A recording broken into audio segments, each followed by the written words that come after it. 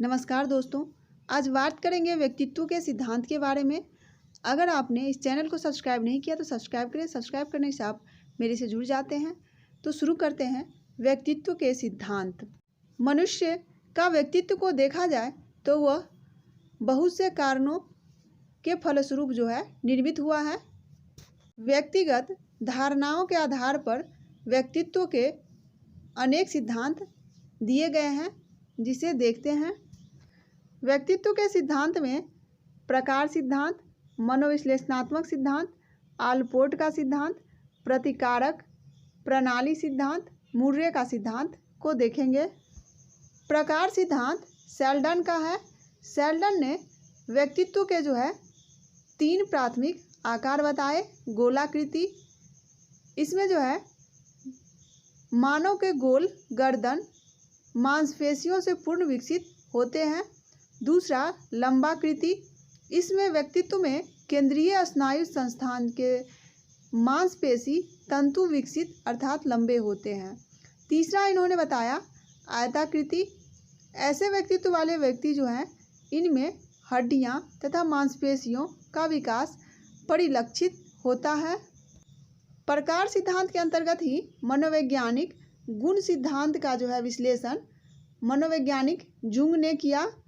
उन्होंने बताया कि मनुष्य की मानसिक प्रकृति और उसके व्यक्तित्व के गुणों के बीच गहरा संबंध होता है।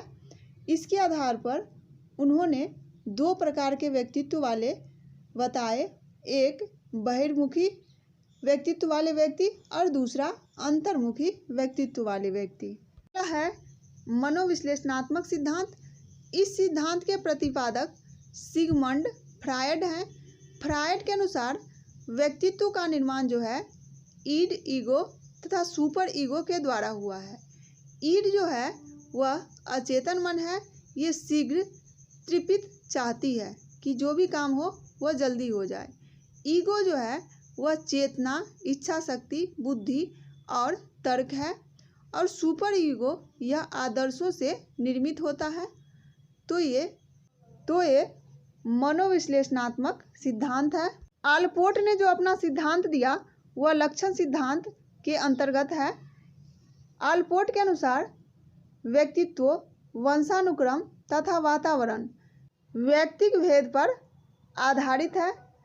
व्यक्तित्व को निर्धारित करने वाली प्रवृत्तियों, विशेषताओं तथा वातावरण के प्रति समायोजन से व्यक्तित्व का निर्धारण होता है। तीसरा है प्रतिकारक प्रणाली सिद्धांत। इस सिद्धांत के प्रतिपादक आरबी कैटल हैं। इनके अनुसार व्यक्ति जो किसी विशेष परिस्थिति में जो भी कार्य करता है उसका प्रतिरूप ही व्यक्तित्व है। अगला है मुर्रे का सिद्धांत। यह मांग सिद्धांत के अंतर्गत आता है। इनके अनुसार कार्यात्मक रूपों की निरंतरता ऋणात्मक तथा धनात्मक अभिनिवेश, संबंध, मतभेद, सक्रियता, निष्क्रियता आदि का योग व्यक्तित्व का निर्माण करती है। मुर्रे ने व्यक्तित्व की व्याख्या उसकी आंतरिक मांगों के आधार पर की। उनका कहना था कि मनुष्य जिस वातावरण में रहता है उस वातावरण के दबावों का समग्र रूप उस मनुष्य के अंदर कुछ मांगों को उत्पन्न कर देता है। ये मांगे ही उसके व्यवहार को निश्चित करती है। इस प्रकार से वे 24 मांगों का भी पता लगाया। तो ये था व्यक्तित्व के सिद्धांत, जो कि विभिन्न मनोवैज्ञानिकों द्वारा दिया गया था। धन्यवाद।